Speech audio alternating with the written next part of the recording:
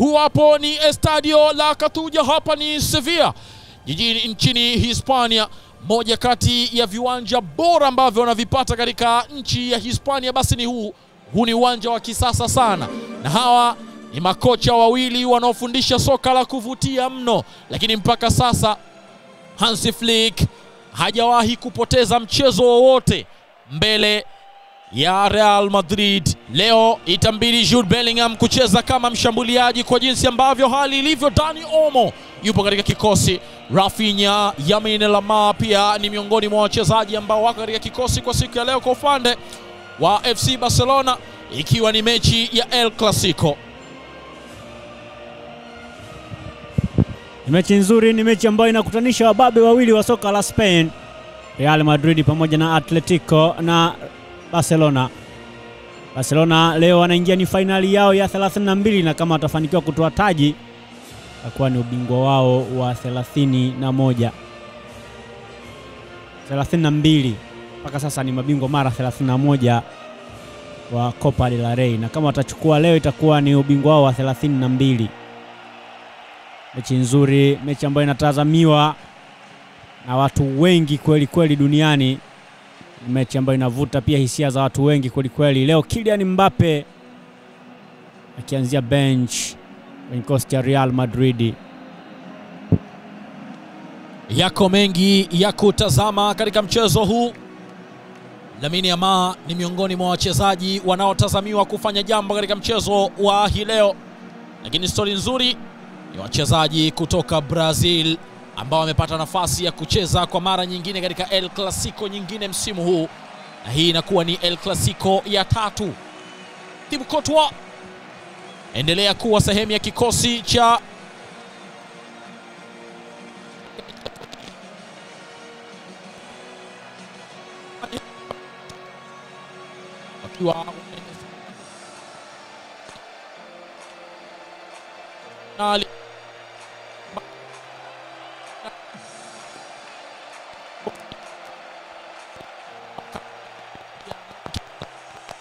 kikosi cha FC Barcelona, licha ya kwamba amerejea Ter Stegen, lakini Wojciech Szczesny bado ameendelea katika milingoti mitatu. Hakuna mabadiliko makubwa kwenye eneo la ulinzi.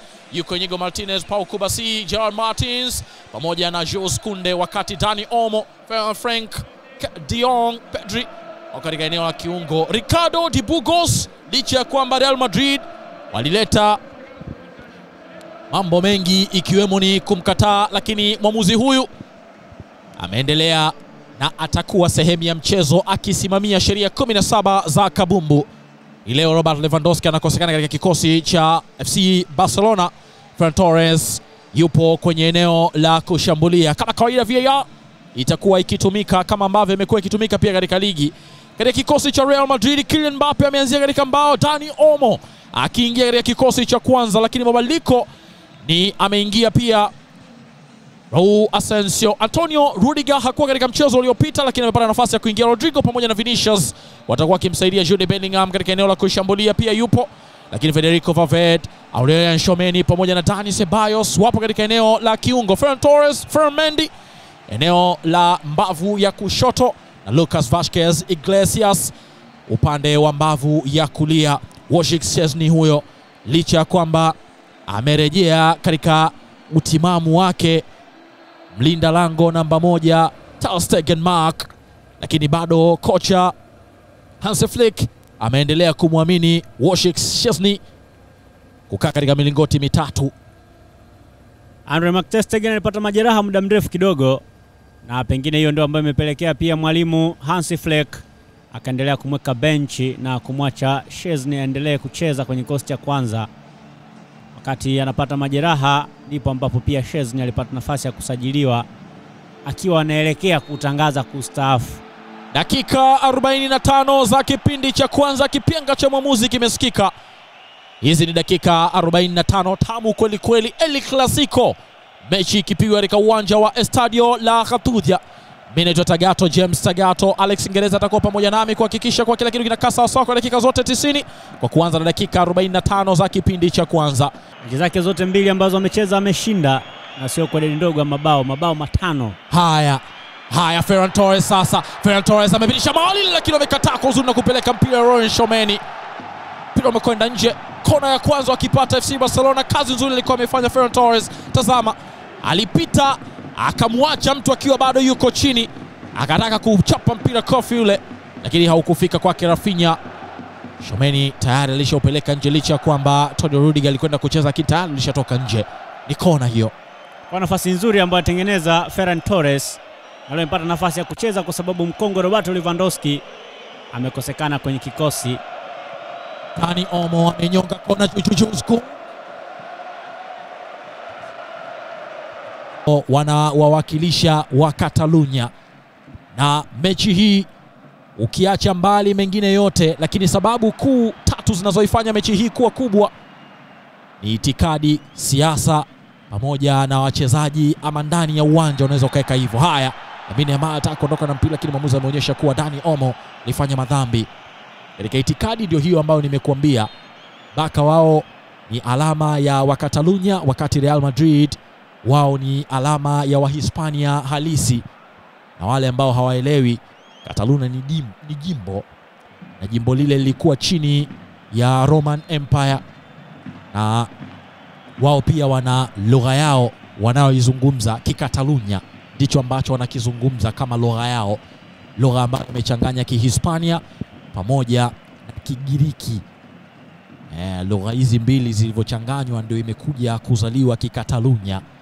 Sasa wakati dikteta Francisco Franco akiwa ameshika hatamu na kuiongoza Hispania, huyu ndiye alikuwa binadamu wa kwanza kukataa jimbo la Catalunya kuwa na bendera yake.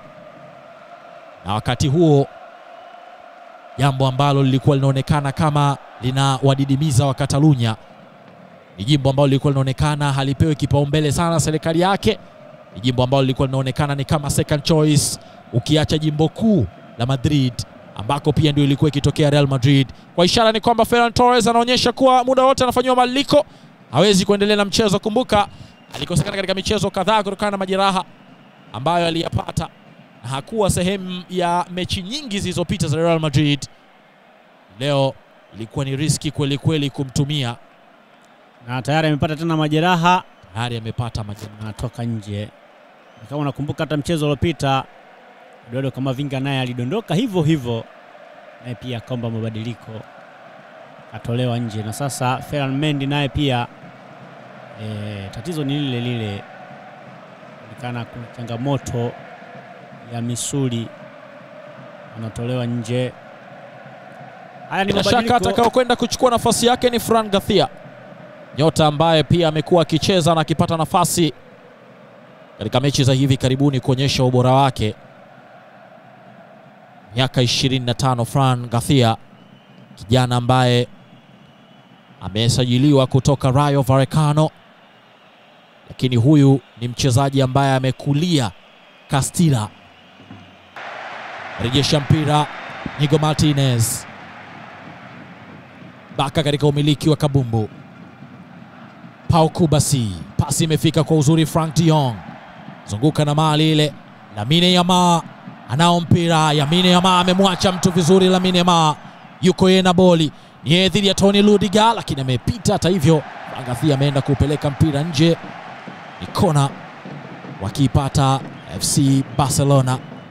Kazi nzuri akiwa ameifanya Lamine Yamal. Tazama namna ambavyo alimwacha Frank Garcia akimtambuka vizuri kabisa. Moja kati ya silaha yake pia ni uwezo wa kudribble. Lamine Yamal ni mmoja wa vijana wenye vipaji vikubwa, lakini pia ametumika akiwa na umri, ameanza kutumika kwenye mechi kubwa akiwa na umri mdogo kabisa, kama ilivyokuwa kwa Cesc Fabregas miaka hiyo ya nyuma. Menyongwa juu ile, dosha mpira na Federico Valverde, bado upo katika eneo la kucheza. Frenkie de Jong peleka kwake Lamine Yamal. Lamine Yamal Nazraoui, wengi wakiwa wanashangaa katika jezi yake kuna majina mawili, lakini kimsingi yale sio majina mawili, ni jina moja. Yani jina lake anaitwa Lamine Yamal Nazraoui Ebana, kwa maana ya Lamine Yamal ni jina lake, jina la baba yake ni Nazraoui, alafu Ebana ni jina la ukoo upande wa mama. Kwa majina yake matatu ndio hayo. Haya, Ferran Torres ametaka kutafutwa lakini amekataa.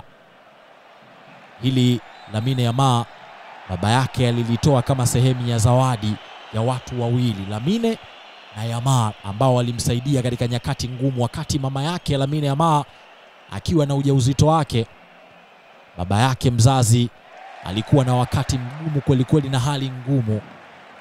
Hivyo watu wawili waliomsaidia alikuwa ni Lamine Yamal, Lamine pamoja na Yamal.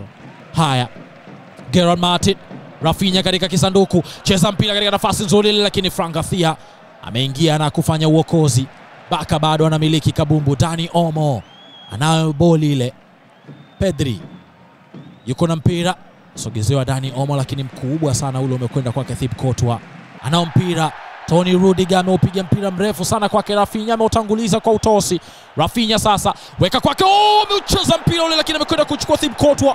Hata hivyo mwamuzi anaonyesha kuwa ni mkono sawa, lakini mpira ulikwenda kugusa mkono ukiwa kwenye natural position, kwa maana ya eneo ambalo alikuwa amekwenda alidondoka. Kwa ilikuwa ni lazima mkono ndio uwe stage ya kumzuia asianguke vibaya. Ambavyo wamekuwa na uhatari Real Madrid, huoni ile hatari ambayo wamekuwa nayo mara zote. Tazama hapa, takupiga Ferran Torres lakini akaumiss mpira ambao ulionekana kwenda kufika katika mkono wa Federico Valverde. Lakini kwa hili tukio la hivi, tafsiri yake mkono ambapo ulikuwa katika natural position. Rafinha, Ferran Torres, Madrid wako wengi katika eneo lao la kuzuia. Pedri sasa, Lamine Yamal,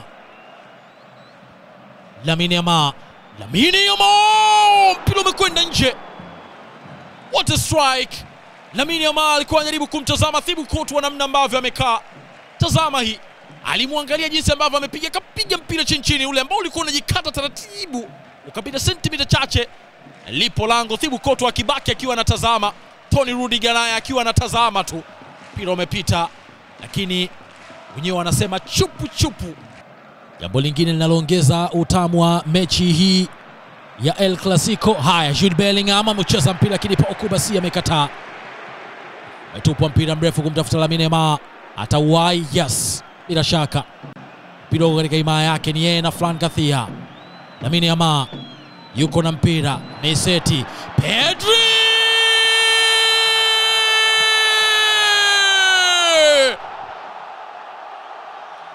Pedro Gonzalez Lopez, dakika 28 zimemtosha kuandika bao la kwanza, akiwaandikia FC Barcelona. Amewanyanyua wa Catalunya, ameibua matumaini ya wa Catalunya kutoka na ushindi katika mchezo mwingine wa El Clasico. Carlo Ancelotti ni kama mambo hayaeleweki hivi, anajaribu kuteta jambo. Lamine Yamal anaonyesha ilikuwa rahisi kabisa, nikakuona nikapitisha tu mpira. Tazama ilivyokuwa. Paul Kubasi alikataa mpira ambao ulikwenda kwake Pedri. Safari ikaanzia kwa Pedri na iliishia pia kwa Pedri. What a pinpoint pass! Ilimkuta vyema sana Lamine Yamal, utulivu wa kutosha, akamtazama Ferran, akamtazama Fran Garcia alivyokaa, ikawekwa pasi vizuri. Pedri akaweka shuti la mauaji. Thibaut Courtois licha ya kujitanua mbavu zake, lakini wapi, nyavu zikamsaidia, zikamwambia wewe umeshindwa, sisi tunaweza. Mpira umekwama katika wavu. Barcelona wanaongoza bao moja, Real Madrid 0, bao likifungwa na Pedri. Nafasi nzuri ambayo alipata Barcelona, alizuia, alienda kuchambua, alikuwa anazuia Paul Kubas, na mpira ukaenda kwa Lamine Yamal na kaseti mpira vizuri, kaenda kuisaidia timu yake kupata bao la kwanza na bao la kuongoza kupitia pamoja viungo bora kweli kweli. Pedri akaweka mpira wavuni akivaa jezi nambari 8, jezi ambayo imekuwa kivaliwa na Andres Iniesta, wachezaji ambao wamekuwa na takwimu na rekodi nzuri kwenye kosti ya Barcelona. Lakini pia bwana mdogo Pedri naye akionekana kupita kwenye njia zile zile. Rodrigo, Lucas Vazquez, Federico Valverde yuko na mpira. Dani Ceballos, Dani, Fran Garcia, Vini Junior, Vinicius amepoteza mpira. Lamine Yamal sasa yuko na boli. Lamine Yamal amecheza mpira juu sasa kwake Ferran Torres. Ferran Torres ni yeye na Rudiger, lakini Rudiger amefanikiwa kwa changamoto ya kiungwana akichukua mpira na mwamuzi anaonyesha twende. Kabumbu iendelee. Federico Valverde, Dani Ceballos, Aurelien Tchouameni. Mpira nao yeye amerejesha chini kabisa ule, wakianza tena kwake Raul Asensio. Jaribu kutoka taratibu. Tchouameni, Lucas Vazquez zunguka na mpira, amerejesha tena kwake Asensio. Raul, Rudiger, Federico Valverde kuja chini kuchukua mali, kuisogeza mbele. Fran Garcia amechelewa katika mpira, umekwenda nje, utakuwa kurusha elekezwa katika lango Real Madrid, kuwa na nafasi ya kufanya jambo, kushambulia. Tazama hili hapa tukio ambalo kwa mujibu wa VAR wameona hakuna sababu, ameacha mwamuzi wa kati yaendelee. Dakika ya 39, bado mambo ni magumu kwa Real Madrid, lakini bado ukitazama Barcelona ndio timu ambayo inaonekana kuwa na hatari zaidi ikienda kushambulia, tofauti na vile ambavyo Madrid wakienda kushambulia. Rafinha jaribu kumtafuta Dani Olmo, lakini Jude Bellingham mpira uko katika himaya yake. Valverde amecheza vizuri na Dani Ceballos wakiwa wanaonana. Hii ukisikia nipe nikupe raha tupate ndio hii. Lucas Vazquez, Dani Ceballos fundi kiungo bamia. Dirisha mpira ule, tafuta Vinicius lakini amekimbia kuliko kasi ya mpira. Pedri anawaambia tulieni tucheze kabumbu. Haya, Rafinha, Frenkie de Jong, option rahisi ni kwake. Pedri baka sasa taratibu. Hivyo pasi yake ikosa macho, mpira na nje. Salia 4 dakika kufika 45 za kuhesabu. Viongozi wakubwa na marais wa klabu zote mbili. Kwa Florentino Perez pale nimemwona. Ya marais wa tukutu kidogo. Siku mbili kabla mchezo wa Copa del Rey wa El Clasico, Florentino Perez na bodi yake walisema walitishia kugomea mchezo. Haya, Pedri, Dani Olmo amepelekewa shinikizo, mwamuzi ameona ni madhambi, mpira wa kutenga. Elekezwa lango na Real Madrid. Ukitaja zile sababu ambazo zinaufanya mchezo huu kuwa miongoni mwa mchezo mkubwa, Florentino Perez yuko ndani ya sababu zile, na hii ni sababu za wachezaji na ndani ya uwanja. Mwaka 2000 Florentino Perez akiwa anawania kiti cha urais pale Spain kwa maana ya Madrid. Yes. Pale katika jiji la Madrid alisimama na kuambia naleta mpango wa kuwa na Galacticos kutoka dunia yote, na akasema miongoni mwa wachezaji ambao ameshawasajili na akipewa tu timu basi watatambulishwa wachezaji hao ni Luis Figo, ambaye kwa wakati huo alikuwa anacheza Barcelona. Na Figo mwenyewe alitoka na kukataa. Haya, Finya amebabatiza mpira umekwenda nje. Figo mwenyewe alivyotoka kabla ya ligi kuanza msimu ule 2001 alitoka akasema Florentino Perez muongo na mimi nitaendelea kubaki FC Barcelona, lakini za chini zikaelezwa kuwa tayari alishasaini mkataba wa awali, na kama Perez alikuwa anakuwa rais wa Real Madrid basi yeye alikuwa mchezaji, anaenda kuwa mchezaji wa Real Madrid, na ikawa hivyo. Kama mchezaji wa Real Madrid iliongeza utamu na ukakasi wa mchezo. Peleka mpira umepita katika nafasi tena, gonga mpira Aurelien Tchouameni amekataa, umetupwa mpira mbele. Sasa kibilia Vinicius, hata hivyo ameupeleka mpira nje. Gerard Martin Thibaut wa leo anapata wakati mgumu kweli kweli. Ilikuwa nafasi nzuri ambayo alipata Barcelona, angalau alichezwa ilikuwa kona, ulienda wenyewe ukagonga mwamba ukarudi. Kwa nafasi nzuri kweli kweli. Kwa bahati alikuwa ni Gerard Martin yule alipishana na mpira ule ukaenda kugonga mwamba ukarudi ndani. Sasa kwa staili ya kukumbatia namna ile, shambulizi ambalo lilikuwa nzuri kwa Barcelona, lakini moja ya vitu ambavyo Madrid hawapaswi kuviruhusu vifanyike ni pamoja na hili la kuacha Barcelona wafanye majaribio kadha wa kadha. Dani Olmo akiwa kwenye vita ya hapa na pale. Haya, Kylian Mbappe sasa. Mbappe amewekwa chini, mwamuzi ameona. Yes, mwamuzi ameona. Na kwa ishara mwamuzi, kadi imenyanyuliwa. Kadi ya njano hiyo. Anacholalamika FC Barcelona, Madrid wanalalamika kweli kweli.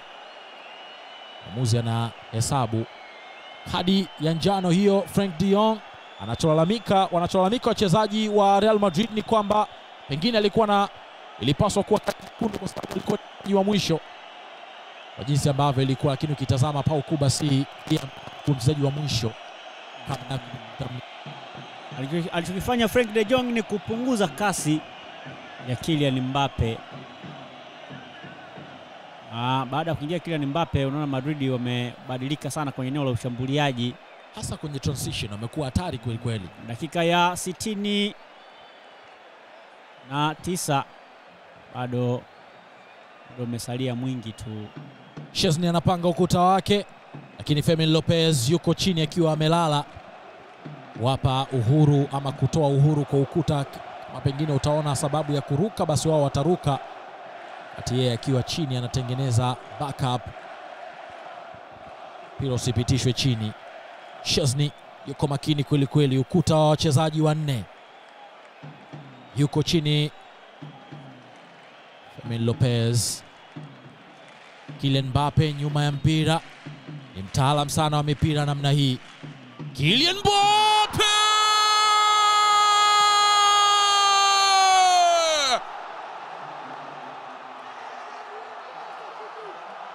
Ancelotti alikuwa ameweka bao nje, ndicho ambacho anakifanya Kylian Mbappe.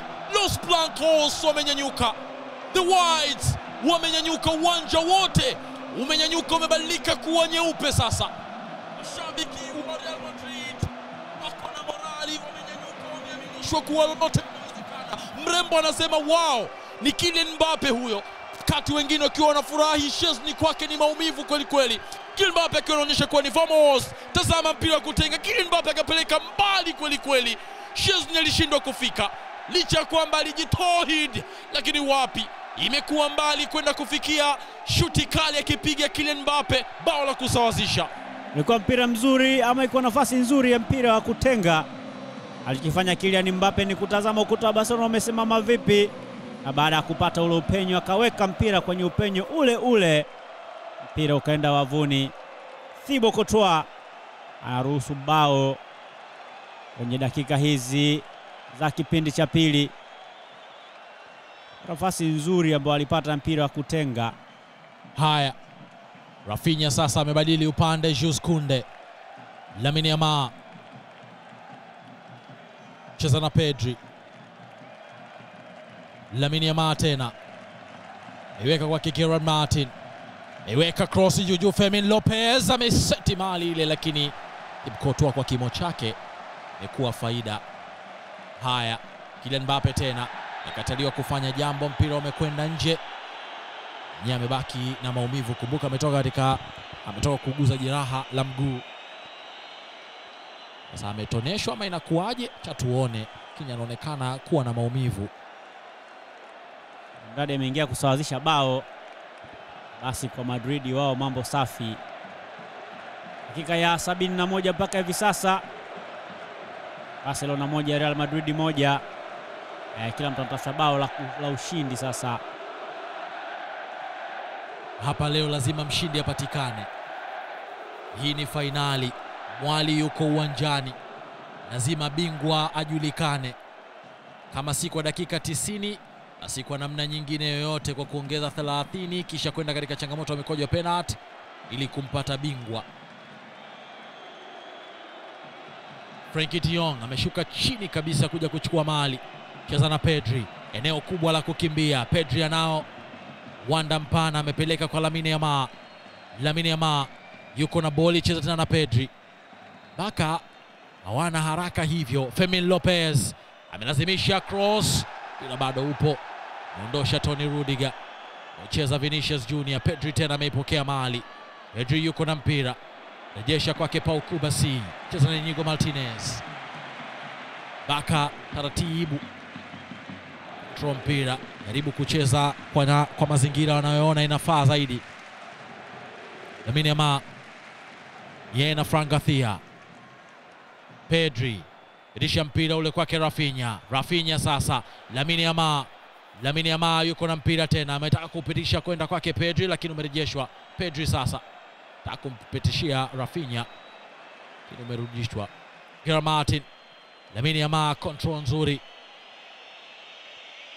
Baka wanatafuta ilipofichwa. Fermin Lopez ameweka kwake Jules Kounde sasa pitisha mpira, lakini Jude Bellingham ingilia mchezo. Jude Bellingham tena, Jules Kounde. Lamine Yamal amekataliwa kufanya jambo na Jude Bellingham tena pitisha mpira ule kwake. Haya, Kylian Mbappe sasa Miseti mali kwa Vinicius, ameigusa vizuri. Nafasi nzuri hiyo kwa Real Madrid. Vinicius katika kisanduku, cheza na Mbappe. Umepelekwa nje. Kazi nzuri akiwa ameifanya Pau Kubasi. Mbappe akiwa amebaki anatazama tu, haelewi kile ambacho kimetokea. Nyanyuka Hansi Flick. Nico Martinez amekuwa na kali kweli kweli. Vinicius anaamini ilikuwa ni nafasi nzuri ambayo alikuwa ameitengeneza. Nafasi nzuri, wafanya movement nzuri Kylian Mbappe pamoja na Vinicius Junior, lakini wanashinda kuitumia nafasi vizuri, hasa namna ambavyo walipasiana. Hata Nico Martinez akianza kufoka kwa wachezaji wenzake, mnachelewa wapi? Nafasi yenyewe ndio hiyo. Angalia namna ambavyo waliondoka Kylian Mbappe na Vinicius Junior. Ni kwa bahati mbaya kwa upande wao, mpira ukabetuliwa ukaondoka kwenye himaya yao. Yuko chini Fran ni Asensio yule.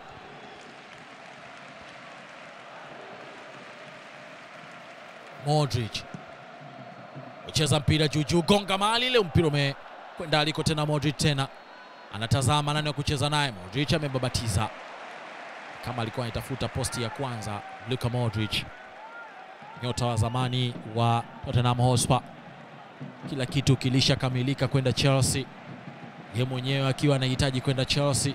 Daniel Levy akaona hapana, akabadili upepo, akasema siwezi kukuuza kwa mpinzani wangu wa moja kwa moja. Madrid walivyokuja tu akasema hii hela anachukua, kampeleka Real Madrid, lakini asichokijua aliyapeleka mafanikio makubwa ndani ya Real Madrid. Luka Modric, licha ya kwamba alikwenda kukuta viungo wengi wakali, lakini akapata nafasi ya kuingia kwenye kosa moja kwa moja. Lazimisha cross ndani ile, lakini amekataa Nico Martinez. Chokifanya ni kuamsha mashabiki, lakini kubwa zaidi anawakumbusha wenzake, mko wapi? Mbona kama amchangamki? Madrid wamechangamka sasa, ipo kitu wanatafuta. Dakika 76 mpaka sasa, uzani umebalance. Arda Güler lazimisha ndani juu, mpira ule umeondoshwa, anaukimbilia tena Arda Güler, atauwai ilikuwa tena mpira kwake Arda Güler. Ishara yake inaonyesha Pedri ndo alikuwa wa mwisho kugusa mpira, nyota wa zamani wa Las Palmas, lakini huyu ni mchezaji ambaye tangu wameongoza kwa muda mrefu, lakini sasa hivi hali imekuwa tofauti. Wao ndo wako nyuma kwa mabao 2-1. Dakika ya 78,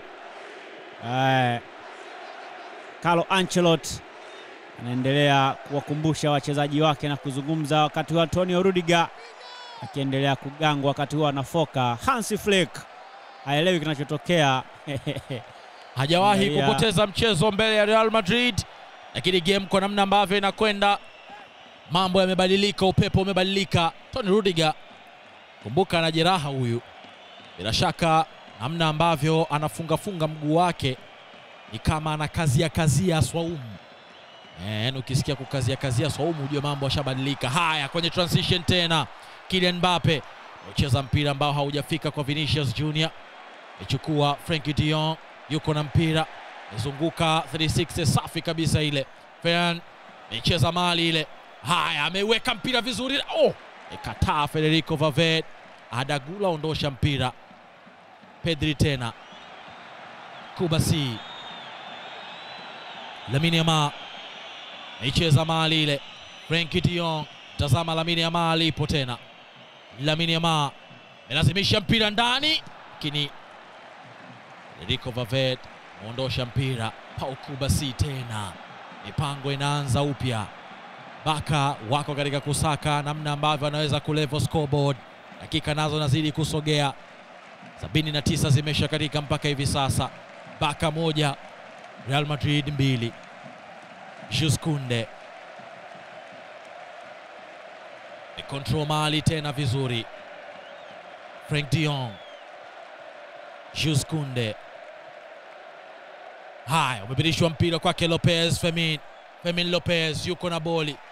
Angathia kwenda kupeleka pressure, lakini bado tena. Haya, Tchouameni tupa mpira mrefu mbele, toka nje, utakuwa wa kurusha kuelekezwa lango la Real Madrid. Hansi Flick sasa alikuwa amekaa muda mrefu, sasa naye amenyanyuka. Mara nyingi katika nyakati ambazo Real Madrid wanaonekana kama hawategemewi hivi, ndiko ambako Carlo Ancelotti huwa anaonyesha ubora wake. Watu walijiuliza sana ubora wake hasa katika mchezo dhidi ya Arsenal. Haya, Vinicius Adagula yuko na mpira. Vinicius ameshapita katika njia. Amecheza Kylian Mbappe, amecheza na Vinicius Junior. Yupo na mpira, Vini. Yeye na Inigo Martinez. Vini na boli. Yuko na mpira Vinicius. Na hivyo offside. Limbi imesikika kuashiria kuwa ni offside. Muda unazidi kwenda, dakika ya 81 mpaka hivi sasa. Barcelona kwa nyuma kwa mabao 2-1. Hali inazidi kuwa mbaya. Madrid wamebadilika kweli kweli. Mabadiliko ambayo ameyafanya Carlo Ancelotti, kuingiza Adagula, Kylian Mbappe na Luka Modric, ameenda kuongeza kitu, ameenda kuongeza nguvu kwenye eneo la kushambulia. Ni pia wachezaji wote ambao wameingia ndio ambao wamehusika pia kwenye hayo mabao. Mbappe akifunga bao moja, lakini Adagula akicheza cross, akicheza kona ambayo imeenda kuzalisha bao la pili. Pedri, Lamine Yamal katika kisanduku. Lamine Yamal amekataa kwa uzuri Thibaut Courtois. What a save! Leo kama mechi itaisha hivi, Thibaut Courtois ni miongoni mwa wachezaji ambao wameisaidia sana Real Madrid kutoa taji. Kama mechi itaisha hivi, amefanya kazi nzuri akifanya saves za maana mno. Mpira umekwenda nje, ni kona. Rafinha nyuma ya mpira. Thibaut Courtois anatazama kwa makini. Rafinha sasa amekwenda kucheza Federico Valverde. Kylian Mbappe ameupitisha mpira kwa kasi sasa, na ukimbilia Vinicius Junior. Atauwai? Yes, ameuwai. Ni yeye na Pedri. Vini na Pedri, amelazimisha pasi ile, imekataa. Vini tena. Adagula aiweka upande wa pili. Federico Valverde simisha pasi ile. Hawana haraka sasa Madrid. Mewacha mpira uende nje. Federico Valverde. Mabadiliko sasa, anacheza kama fullback ya kulia, la akiingia zaidi kama kiungo mshambuliaji anayetokea upande wa kulia. Hakuna anayeamini Gavi wala Lewandowski, hakuna anayeamini, si mashabiki wao pia, lakini Hector Fort. Mambo ambayo niliyashangaa ni Hector Fort baki Martin kuanza katika mchezo wa hii leo. Haya, Pau Kubasi tupa mpira. Luka Modric hata hivyo ameuacha, umepelekwa tena juu. Lamine Yamal ni chop mali ile, hana ukimbilia sasa. Ferran Torres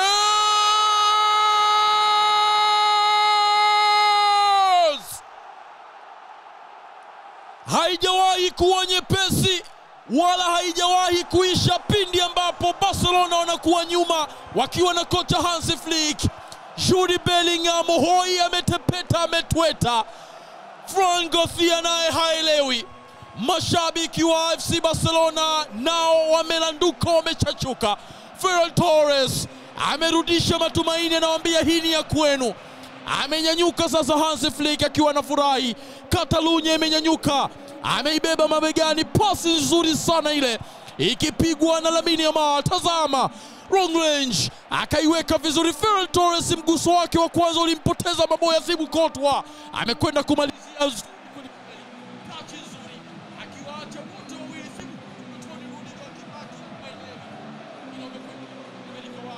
mbili. Ni nafasi nzuri ambayo alitengeneza Lamine Yamal, na inakuwa ni assist yake ya pili pia kwenye mchezo wa leo. alitazama ile space, akapiga mpira mrefu ukaenda kumkuta Ferran Torres na akaweka mpira wavuni taratibu.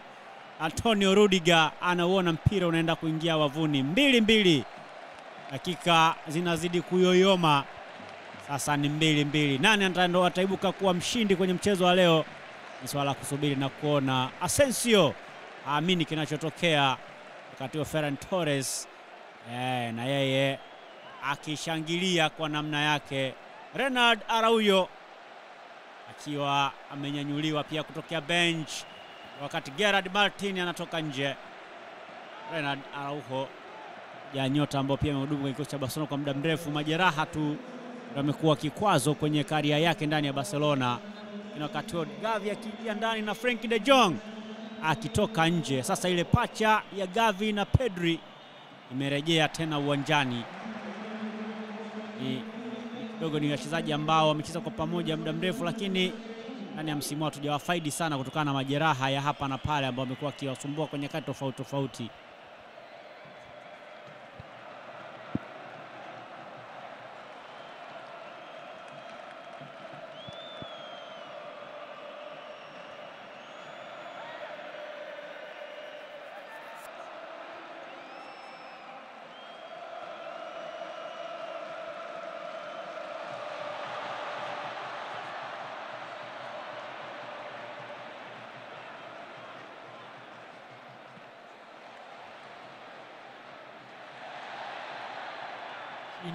Haya, Ren Tchouameni mpira nao, cheza na Vinicius. Vini yuko na boli, Jules Kounde amekwenda kutandika reli. Hata hivyo anaipata. Mwamuzi anaonyesha kuwa huu ni mpira wa kutenga. Dakika ya 86. Bado dakika chache tu tuweze kutamatika. Anaenda kutandika reli Julius Kounde. Kwa moja akaenda kumgusa Vinicius Junior. Luka Modric mkongwe nyuma ya mpira. Ni eneo zuri, ni eneo ambalo kama utapata mpigaji mzuri rahisi kwenda kusababisha hatari, lakini pia eneo hilo ni eneo ambalo pia ni hatari pia kwenye mipira ya pili.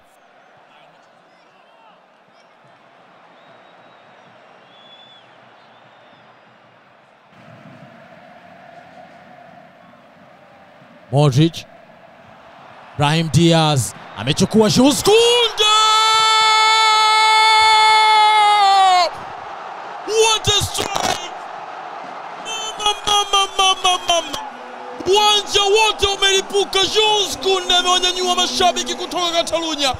Amewanyanyua mashabiki wa FC Barcelona katika nafasi ambayo hukudhani pengine inaweza kuwa. Ni kama amenyanyua sasa hope ya mashabiki wa FC Barcelona. Jules Kounde mwana mitindo ameamua kuonyesha upande wake mwingine wa pili kuwa yeye ni katili ambaye hajawahi kutokea na hujawahi kuona. Modric aamini, anasema mpira ulikuwa hapa, imekuwaje umekuwa huku na umekuwa goli. Hawaamini hata mashabiki wa Real Madrid. Ubao umebadilika. Asensio haelewi. Lamine Yamal yupo katika kiwango bora cha furaha yake. Sio yeye tu, hata wachezaji wengine wakiwa wamefurahi kweli. Jules Kounde amekuwa mwokozi katika nyakati ambazo Barcelona walikuwa wakimhitaji kweli. Tazama namna ambavyo ilikuwa. Luka Modric alikuwa na mpira, akapiga pasi, ameupitia vyema kabisa kama kipanga. Jules Kounde amekwenda kutandika shuti kali ambalo limemshinda Thibaut Courtois. Mali imekwama katika wavu. Bao la 3. FC Barcelona wakiwa katika uongozi sasa. Ni bao ambalo amefunga Julius Kounde, pengine ndio litakuwa bao ambalo inaweza kwenda kuwapa ile medali ya Copa del Rey. Bao ambalo limefungwa dakika za jioni kweli. Dakika za jioni kweli.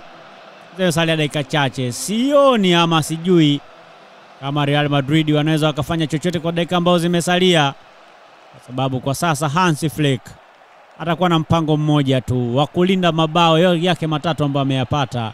Bao zuri kweli ambalo amefanya Julius Kounde. Lakini wakati huo Renard Araujo yuko juu ya mashabiki pale. Dakika ya 70 ya 117. Dakika 117 zimesalia dakika 3 ziweze kumalizika. Wakati wa mashabiki wa Real Madrid wakiwa kwenye maumivu makali kweli. Salia sekunde chache tu.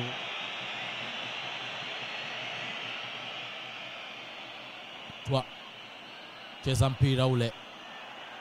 Brahim Diaz ameupeleka mpira kwa Kylian Mbappe.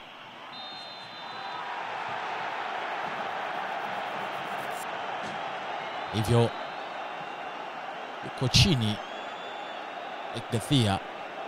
Zama ilivyokuwa aliupeleka mkono katika paji la uso Kylian Mbappe, Gathia akiwa chini. Livu umekosekana. Tony Rudiger ameonyeshwa kadi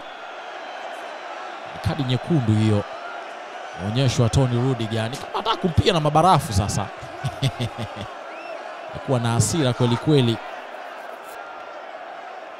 akiwa anaamini kwamba ile ni tukio ambalo alipaswa kupata faida.